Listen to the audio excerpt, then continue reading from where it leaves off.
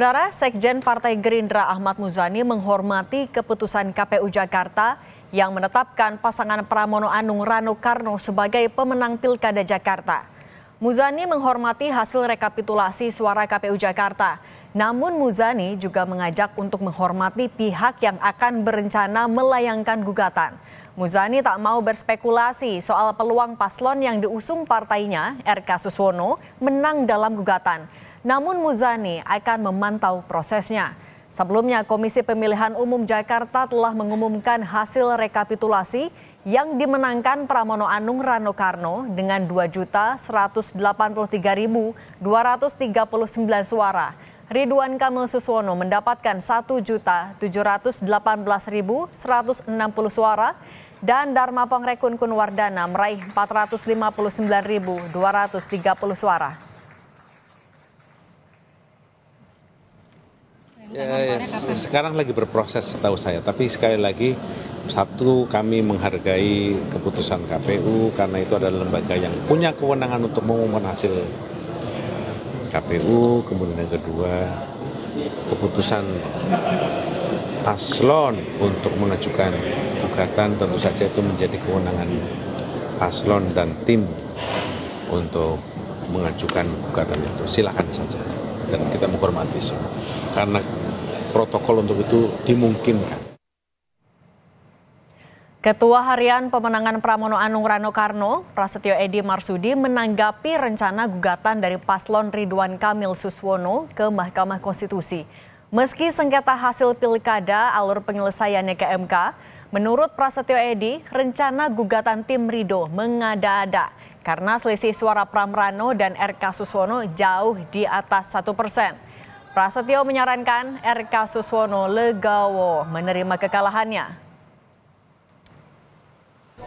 Kalau dia memang tidak mau menerima hasil ini, ya silakan aja ke MK.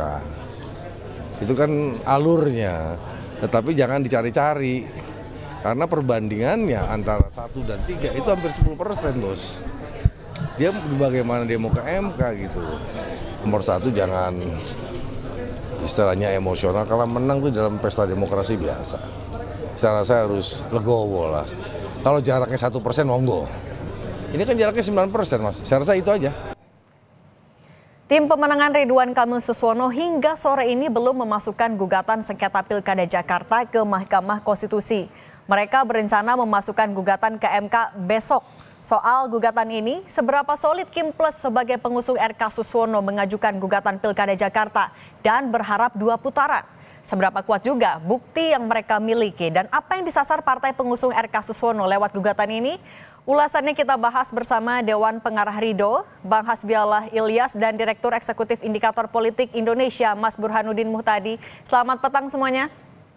Assalamualaikum. Saya mau ke Bang Hasbi dulu. Bang Hasbi, Ya, mau mastiin nih, berarti besok kan hari terakhir pendaftaran fix tim Rido bakal mengajukan gugatan? Ya, Mbak Cindy, terima kasih. Selamat sore Mbak Cindy, Mas Burhan.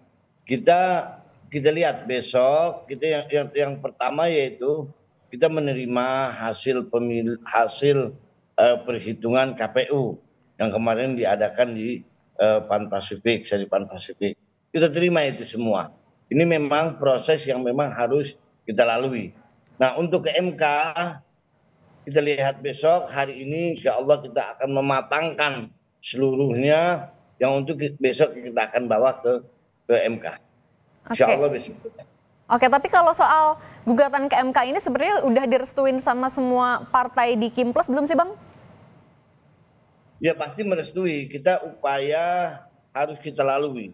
Seluruhnya harus kita lalui, tahapan-tahapan pemilu harus kita lalui, termasuk kalau memang ada ketidakpuasan dari kawan-kawan Kim Plus termasuk yang di dalamnya itu kami yang ada di dalamnya, itu kita akan adukan ke MK karena memang jalurnya memang MK.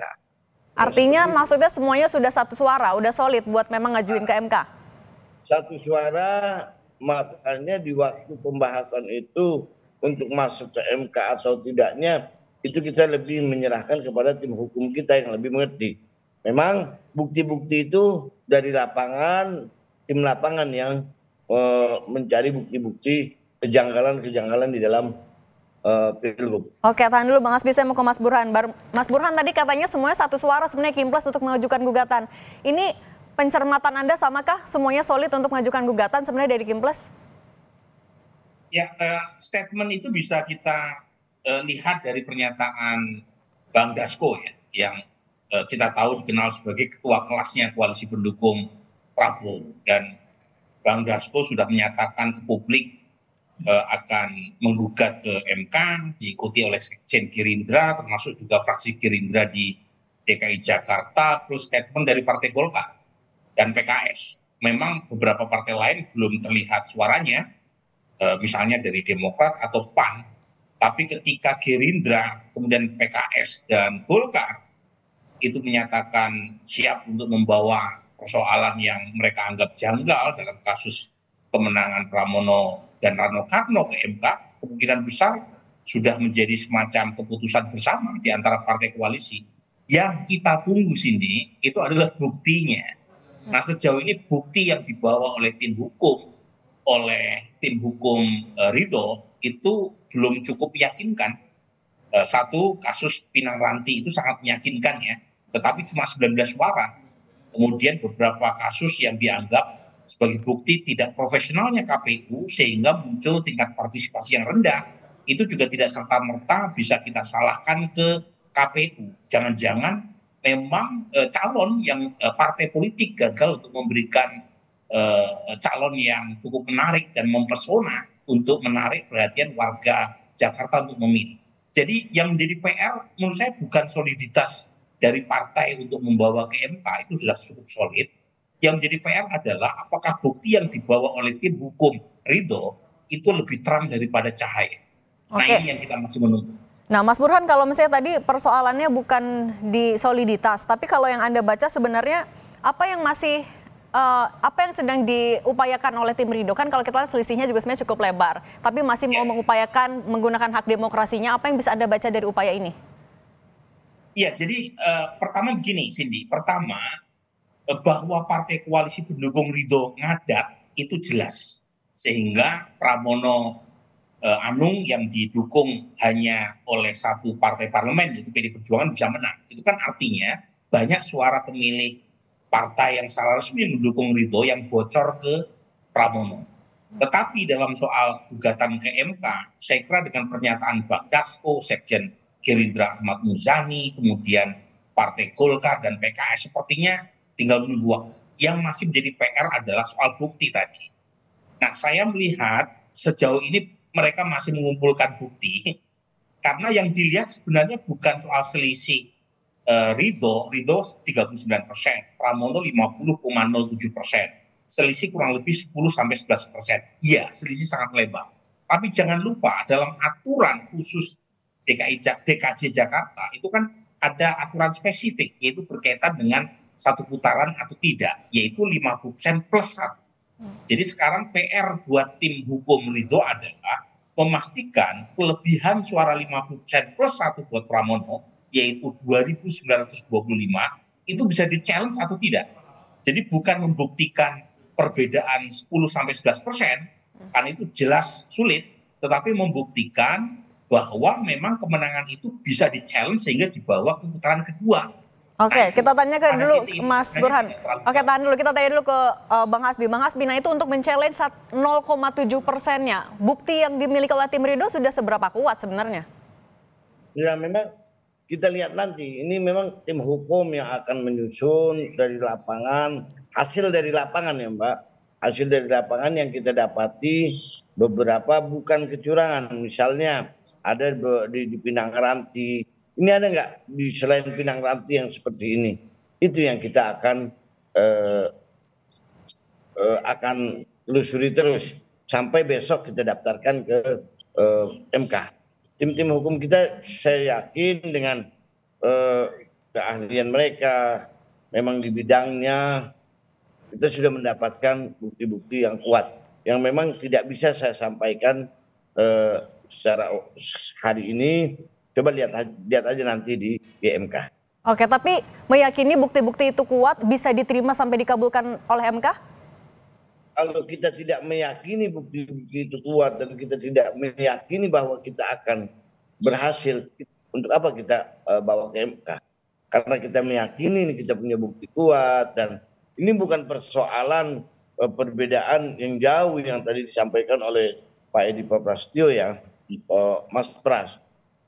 Ini soal kita menuju untuk putaran kedua, karena kan bedanya cuma 225. Mereka kurang dari, kita bisa buktikan 1.000 suara, selesai itu akan ke putaran kedua, kan seperti itu. Oke, tapi dalam proses pencarian bukti itu yang turun semua unsur dari partai politik pengusung? Oh iya, memang saksi itu memang di partai pengusung Ridho ini memang saksi itu kita serahkan semuanya ke kawan kita PKS. Kita lihat nanti. Oke.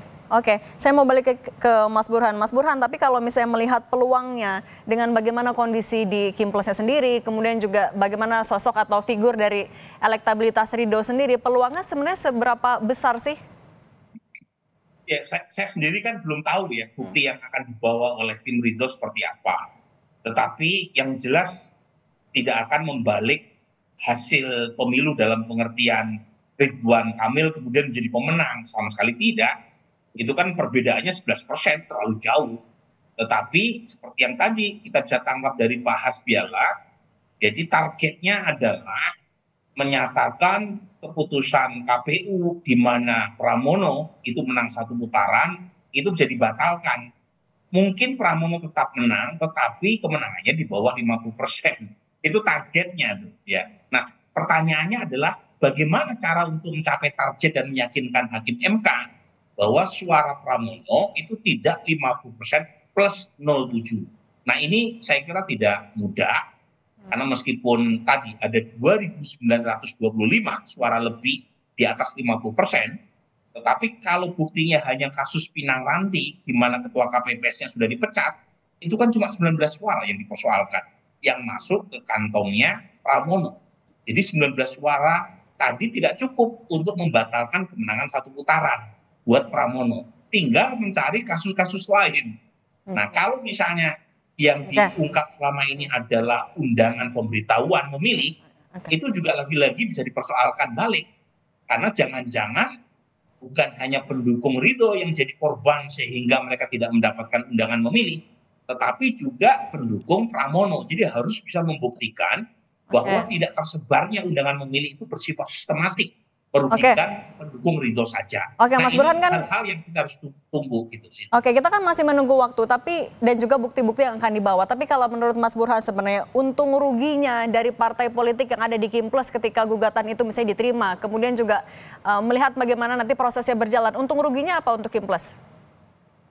Ya, kalau untungnya jelas jika MK mengabulkan gugatan tersebut dan Pilkada DKI bisa dipaksa ke putaran kedua, itu kemungkinan besar di putaran kedua Ridho bisa membalik jadi kemenangan. Jadi mudah sekali untuk membacanya. Pertama, partai-partai pendukung Ridho sebelumnya kan terpecah perhatian, logistik, fokusnya ke 545 pilkada. Nah, ketika mereka semua sudah selesai urusan pilkada serentak tanggal 27 November, kalau misalnya MK membatalkan kemenangan 1 putaran, belasan partai itu fokusnya cuma satu, bagaimana memenangkan Ridho. Jadi Pak Hasbiala 24 jam fokusnya tinggal bagaimana mengalahkan Pramono. Nah, ini keuntungan yang mungkin membuat Gerindra dan partai-partai koalisi menjadi lebih solid. Karena mereka pikirannya cuma satu, di bulan Februari putaran kedua. Nah, itu keuntungannya. Nah, pertanyaannya, kerugiannya, saya sendiri sih tidak tahu ya, apakah ada kerugian kalau misalnya gugatan itu dikabulkan. Saya kira tidak ya. Yang jelas dirugikan adalah Mas Pram dan PD Perjuangan yang sudah dihabiskan sebagai pemenang terpaksa harus menunda kemenangan sampai bulan Februari. Dan itu tentu merugikan buat PD Perjuangan yang sudah banyak mengalami kekalahan di Jawa dan provinsi strategis, harus mengulang Pilkada Jakarta kalau misalnya MK mengabulkan gugatan. Baik. Mas Burhanuddin Muhtadi, Direktur Eksekutif Indikator Politik, dan Bang Hasbiallah M. Ilyas, Dewan Pengarah Ridho, terima kasih sudah berbagi di Kompas Petang. Sehat selalu. Terima kasih. Terima kasih.